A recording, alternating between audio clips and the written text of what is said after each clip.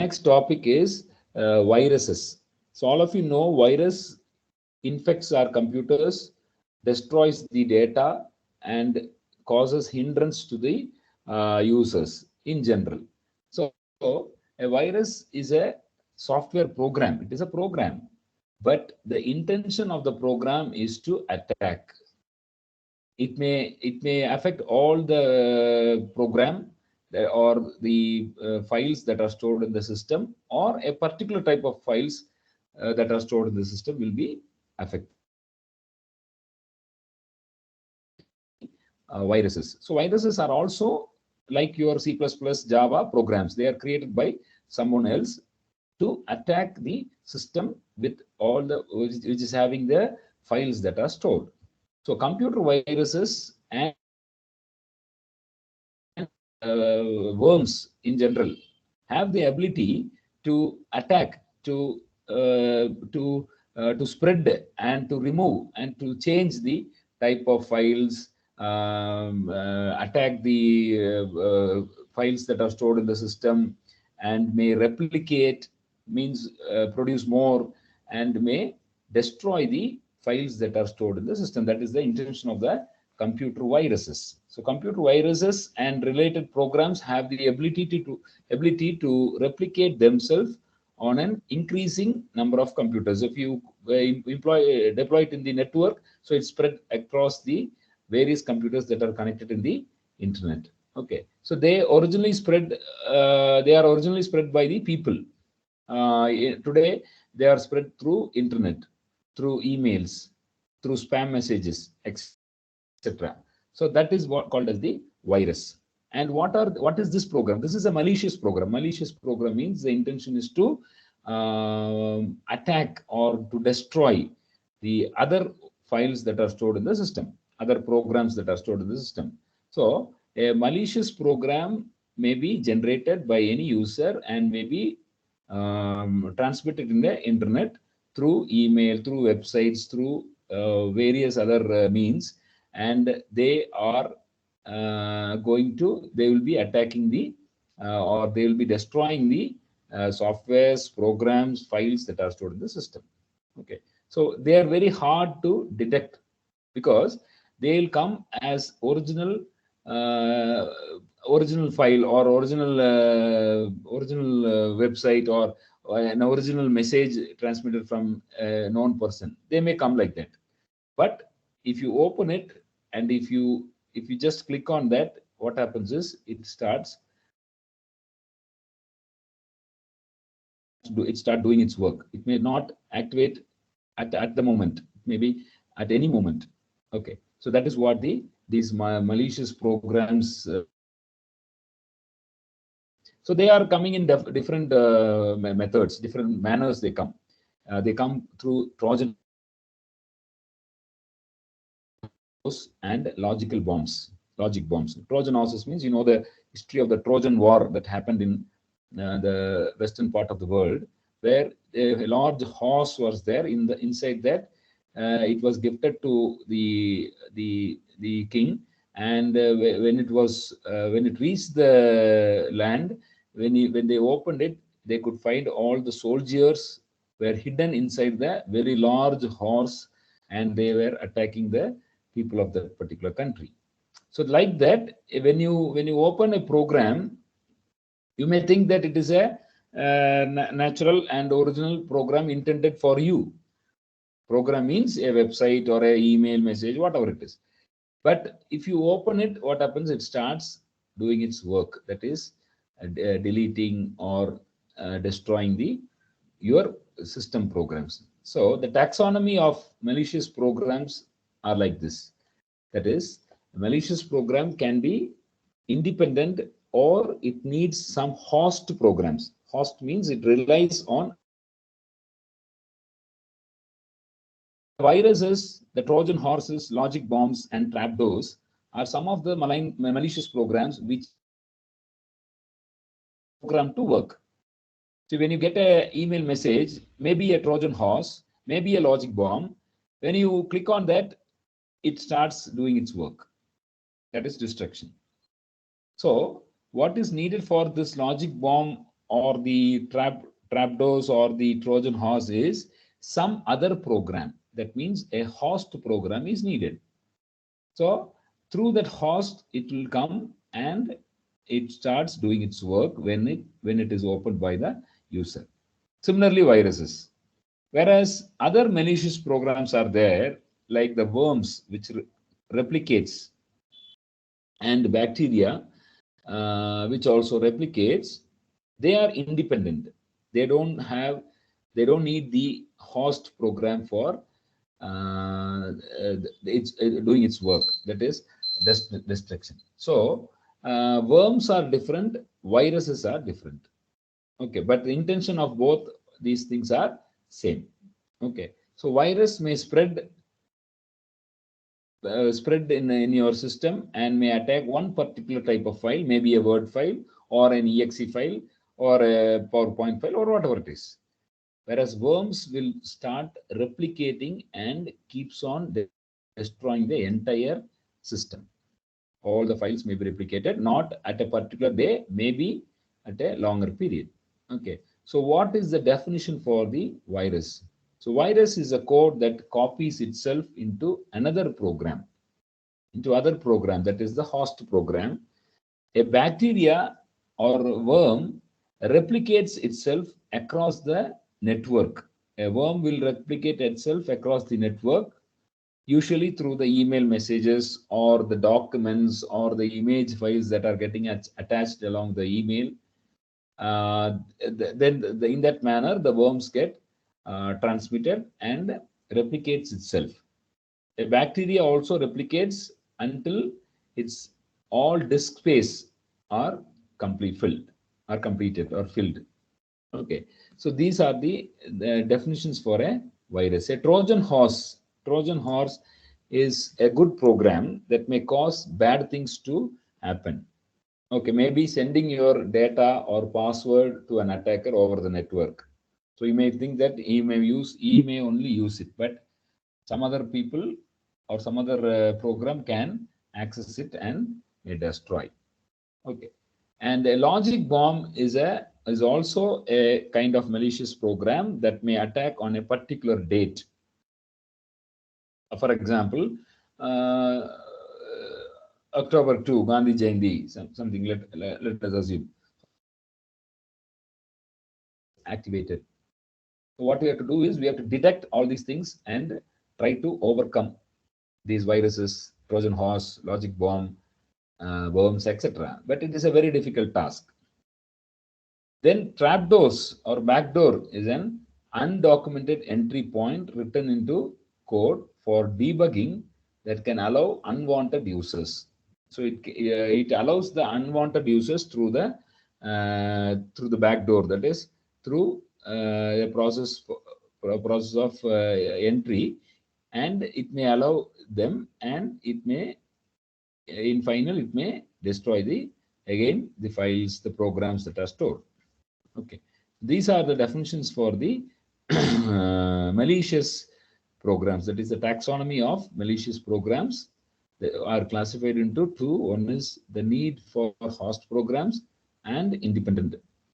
Independent means worms and bacteria. Need for host programs, the malicious programs are viruses, Trojan horse, logic bombs, and trapdoors. Okay. So what are the various phases, how the virus is getting infected and how it destroys the files and programs in your system? So there are several phases or stages of the viruses. The first phase is the dormant phase. So here the virus is idle. It is not known to anybody else. We cannot detect it. It is there, but we could not detect it. It does not do any work. It is in a dormant phase. Okay. Then second phase is the propagation phase. Identical copy of itself into another program. So for example, you have a resume. Let us assume. So what happens is it will have a copy of the same resume in another copy of a resume, so that there will be two resumes of yourself existing in the system. One is the original, another one is the virus. So at that time, it it starts propagating. That means it starts doing it spreads. Okay, it is starting to spread. That is the propagation phase. The third phase is the here it gets activated. It starts doing its work. What is the work? The intended work is to destroy the system, delete or remove or change or the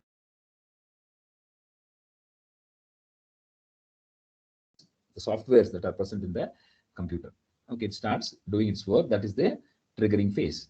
So here the last phase is the execution phase, where it's doing its work. Finally, the function of the virus is getting done. So these are the 4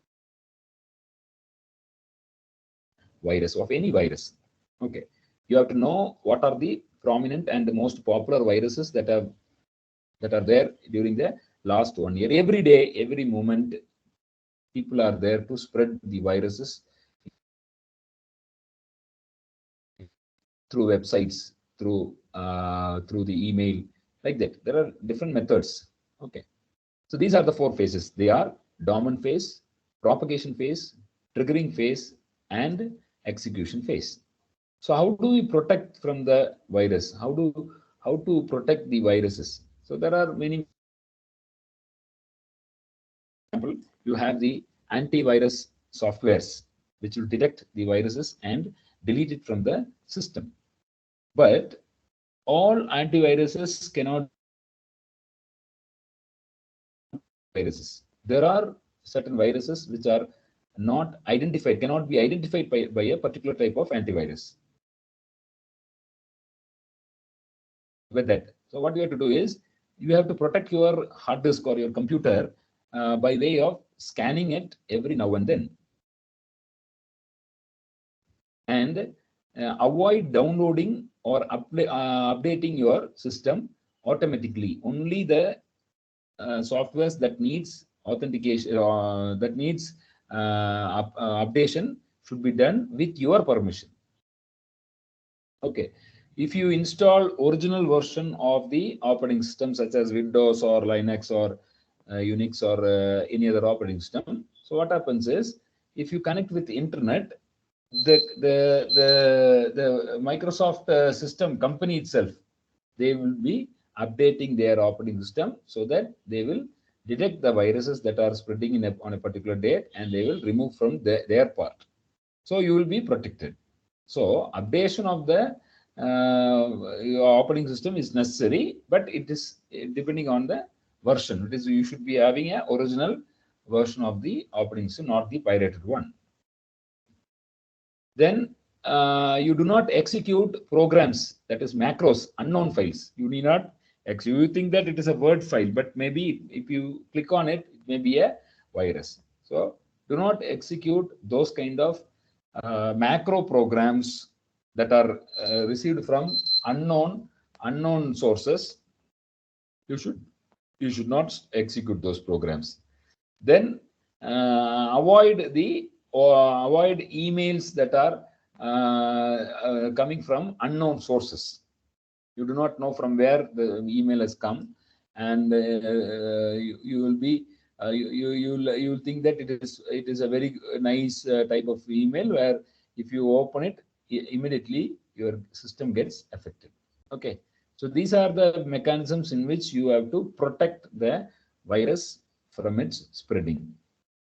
Coming to the types of viruses, what are the various types of viruses?